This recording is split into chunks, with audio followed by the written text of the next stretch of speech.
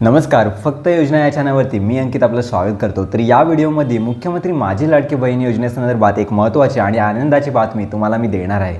या योजनेअंतर्गत लाडक्या बहिणींसाठी ई-केवायसी करण्यासाठी जी मुदत 18 तारखेपर्यंत होती ती आता 31 डिसेंबरपर्यंत करण्यात आलेली आहे, ज्यामुळे महाराष्ट्रातील राहिलेल्या पात्र महिलांना ज्यांनी की अजून ई-केवायसी केली नाहीत पण जे पात्र आहेत अशांना दिलासा मिळालेला आहे। याचबरोबर ज्या लाडकी बहिणींचे पती किंवा वडील हयात नाहीत यांच्यासाठी देखील अपडेट आहे। त्यांना प्रथम आधार कार्ड वापरून ई-केवायसी करायची आहे आणि त्यानंतर मृत्यू दाखला किंवा डिवोर्स सर्टिफिकेट जवळच्या महिला बाल विकास विभागामध्ये जमा करायचे आहे। या विशेष गटातील बहिणींसाठी ई-केवायसी कशी करायची यावर सविस्तर माहिती देणारा व्हिडिओ लवकरच आपल्या चॅनलवरती उपलब्ध होणार आहे। तर ही महत्त्वाची माहिती संपूर्ण महाराष्ट्रातील लाडक्या बहिणींपर्यंत तुम्ही नक्की पोहोचवा आणि अशीच खात्रीशीर माहिती मिळवण्यासाठी आपल्या फक्त योजना या चॅनलच्या कनेक्टमध्ये राहा। मिळूया एका नवीन माहितीसोबत।